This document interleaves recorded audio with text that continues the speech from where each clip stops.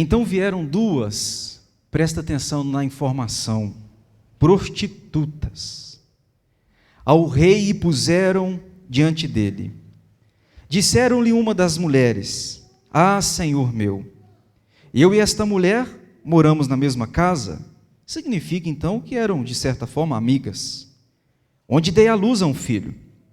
No terceiro dia, depois do meu parto, também esta mulher teve um filho. Estávamos juntas. Nenhuma outra pessoa se achava conosco na casa, então não tem testemunha. Somente nós ambas estávamos ali.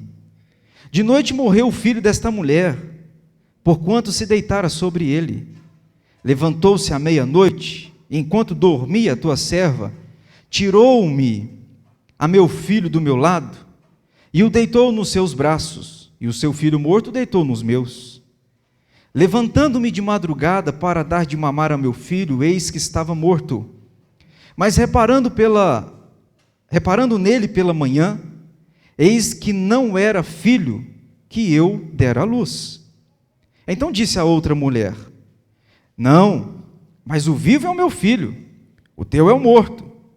Porém esta disse: Não, o morto é o teu filho, o meu é o vivo. Assim falaram perante o rei. Então disse Salomão: Esta diz: Este que vive é meu filho, e o teu filho é o morto. E a outra diz: Não, o morto é teu filho, o meu filho é o vivo. Disse mais o rei: Trazei-me uma espada. Trouxeram uma espada diante do rei. Disse o rei: Dividi em duas partes o menino vivo, e dá metade a uma mãe, e metade a outra mãe. Resolvido o problema. O verso 26 é o que distingue o amor verdadeiro para o falso. É a diferença de uma mãe que ama, de uma mãe que rejeita. Olha o verso 26. Então a mulher cujo filho era o filho vivo falou ao rei, porque o amor materno se aguçou por seu filho, e disse: Ah, Salomão, senhor meu, dai-lhe o menino vivo, e por modo algum o mateis. Porém a outra dizia: Nem meu, nem teu, seja dividido, já que o meu morreu, o seu morra também. Então respondeu o rei: Dai a primeira o menino vivo, não o mateis, porque esta é a sua mãe.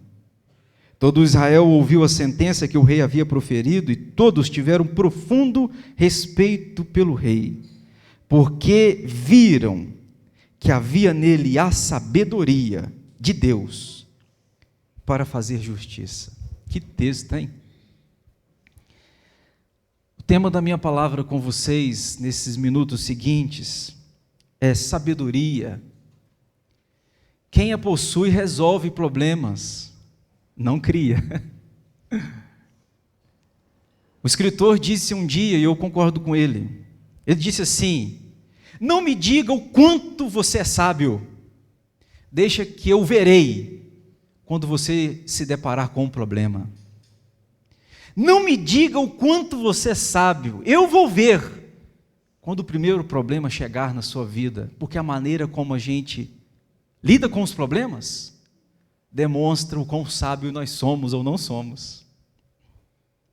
Salomão está diante de um texto cruel, amados, de uma história cruel. A Bíblia diz que eram duas prostitutas, possivelmente eram amigas, moravam juntas.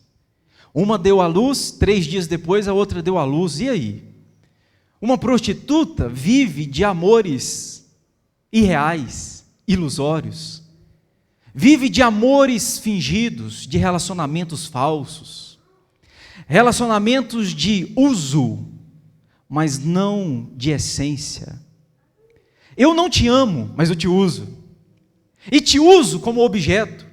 E o problema é que muita gente aceita ser usada como objeto. Duas prostitutas tiveram uma criança, e diz a Bíblia que uma delas, a mamãe, acaba não querendo, mas mata o filho. Aqui está com o filho morto no colo, tira o filho vivo enquanto a outra mãe dorme, e diz: não, esse aqui vivo é meu, é você que matou esse. E aí a confusão está instalada.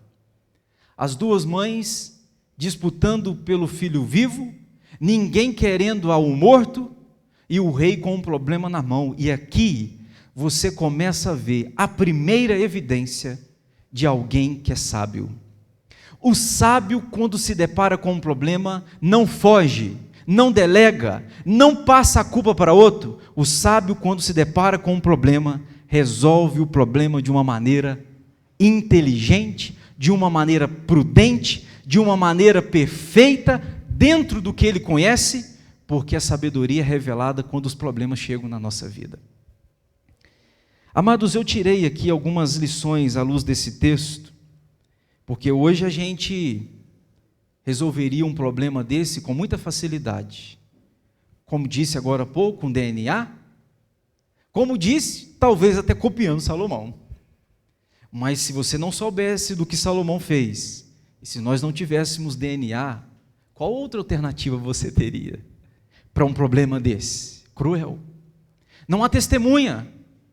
Não dá para levar ao tribunal. Quem que vai defender a mãe do vivo e a mãe do morto? Quem? Ninguém viu. Pois é, uma está mentindo, mas só o Eterno sabe e conhece corações. Nós não sabemos. E Salomão propõe uma resolução fantástica. Não é à toa que é sim um homem nascido em pecado, mais sábio que já pisou nessa terra. Uma notícia triste, nós não somos mais sábios do que ele. Mas uma notícia gloriosa, o Senhor Jesus é o mais sábio de todos os sábios. Diz a Bíblia que em Cristo estavam toda a sabedoria de Deus. Cristo é a Sofia, é a sabedoria de Deus. Portanto, sim, nascido em pecado, Salomão é o mais sábio. Mas o que já pisou nessa terra é o Senhor Jesus. Nele estão escondidas toda a sabedoria do Pai. Pois é. Algumas lições para a nossa vida, amados. Eu queria separar com você. Escute. Primeiro, o que muda a sua vida não é o que você quer, mas o que você faz. Esta frase ecoou no meu coração desde quando eu estava no seminário. Escutei o pastor Jeremias um dia pregar lá.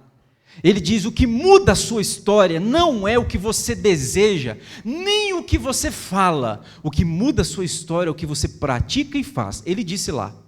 Aí eu adaptei o que ele disse aqui. O que muda a sua vida não é o que você quer, mas é o que você faz. Pergunto: a mãe que matou o menino queria matar o menino? O texto não fala que ela queria. Ela não queria matar o menino, mas o que ela fez? Matou o menino. Há muita gente que diz: pastor, não queria que a minha família fosse destruída. Verdade. Concordo com você, você não queria. Mas o que você faz é que vai definir se ela será ou não destruída. O pastor, eu queria tanto que minha família fosse uma bênção. Concordo com você, eu também quero. Mas não é o querer que vai fazer a sua família uma bênção, é o que você faz que define se ela será uma bênção. A mãe que mata não quer, mas o que ela fez, matou. O que muda a nossa história, amados, não é o que você quer. Muita gente está querendo muita coisa, mas o que faz é contraditório ao que quer. E o que permanece? O que foi feito.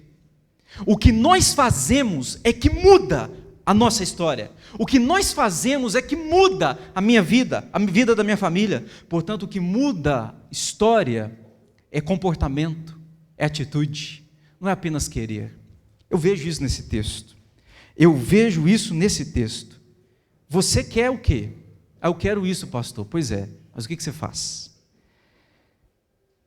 A segunda coisa que eu vejo nesse texto, e eu quero separar para pensar com você, é: uma vida superficial leva a sentimentos superficiais.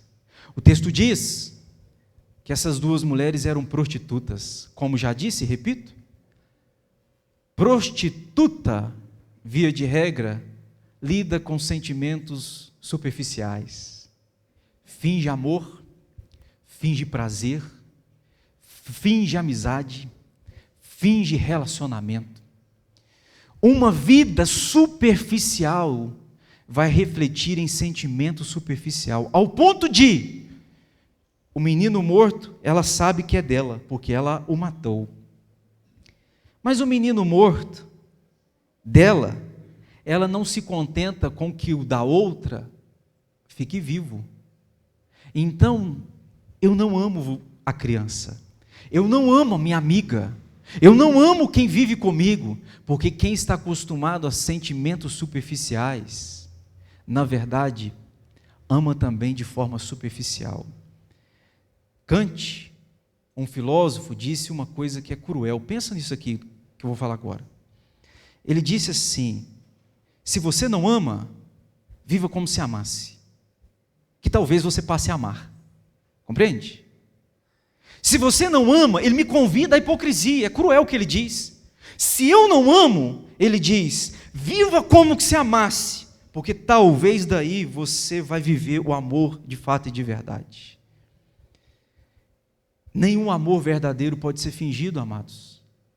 A mãe que amava intensamente propôs o seguinte: ô Salomão, eu prefiro o meu filho vivo nas mãos dela do que o meu filho morto nas mãos de ninguém.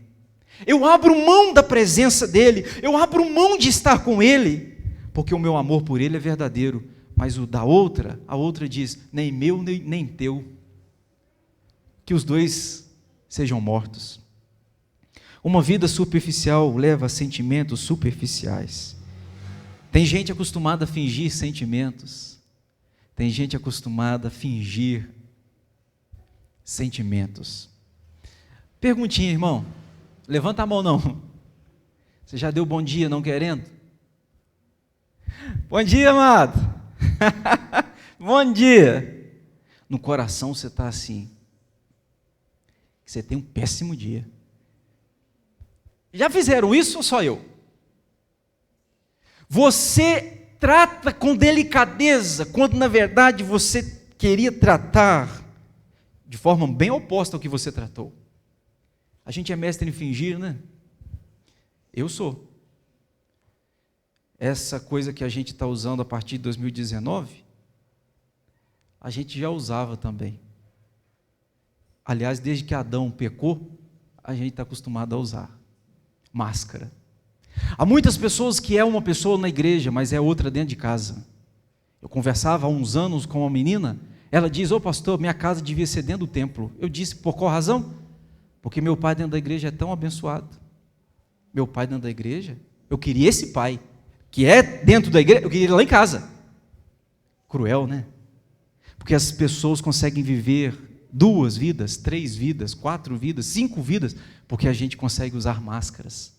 Deixa eu te falar uma coisa, não finja vida sentimental, não finja sentimentos, não seja hipócrita. Eu já preguei, repito aqui, te lembro, a hipocrisia é o pior dos pecados, é o pior dos pecados. Não que eu estou dizendo que existe pecadinho e pecadão, mas eu estou dizendo que a hipocrisia, se não houver arrependimento, ela é cruel, ela me afasta de Deus. A hipocrisia me faz viver uma vida que não é a minha, me faz ser quem eu nunca fui, me faz falar o que eu nunca senti. A hipocrisia é cruel. Pois é, uma vida superficial leva a sentimentos superficiais. Eu vou para a minha terceira aplicação nesse texto. Escute essa. Essa eu queria que você nunca a praticasse. Quem não supera suas próprias dores, fará o possível para provocar dores no outro. Você consegue entender isso aqui? Quem não supera as dores próprias, não superei, pastor. Pois é, toma cuidado, que você pode querer provocar dor no outro. Dizem que por trás de um coração que sangra, de alguém ferido, tem alguém que fere. A mulher que matou o filho, insatisfeita, e porque não superou a sua própria dor, não admite que a outra mãe tem um filho vivo. Porque dói em mim e não curado fui, não admito que você tenha no colo aquilo que eu perdi. Tem muita gente machucada machucando, muita gente ferida ferindo, muita gente cheio de dor causando dor, e eu estou aqui para te dizer, existe cura, irmão. existe cura para você, existe saúde para você, salvação para você, existe saída para você. Não é porque doeu em você que você precisa machucar o outro. O seu filho, a dor, o problema é seu, mas não faça com que o outro viva o problema que é seu. Seja curado. A mãe do menino morto diz: nem meu nem teu. Se perdi o meu, não admito que o teu seja vivo, porque não foi curada da sua própria dor. Gente curada é assim, gente curada é o oposto. Perdi o meu, mas que você seja feliz com o teu. Deus não me permite cuidar do meu, mas eu quero que você cuide do teu com excelência, porque curado fui, cura levo. Porque curado estou, remédio sou. Consegue compreender? Pois é. Quem não supera as próprias dores fará o possível para provocar dor no outro. Nem meu, nem teu. A outra mãe diz: pois é, eu prefiro ele vivo no teu colo do que ele morto, partido ao meio, nos dois colos. Porque amo, eu abro mão. Eu vou para a quarta lição, nesse texto. Quem não cuida do que tem, em breve terá que cuidar do que não tem. Escute isso aqui. Tem muita gente que tem, mas não cuida do que tem. Tem muita gente que recebeu, mas por desleixo, perdeu o que recebeu. Quem não cuida do que tem, em breve vai ter que cuidar do que não tem. Percebam no texto detalhes. A mãe do menino morto, por deitar em cima dele, o matou. Sem querer, mas o fez. Ok? A mãe do vivo tem o seu menino tirado de si enquanto dorme. É dela, está com ela, mas porque dormiu, teve a criança levada. São detalhes do texto que me ensina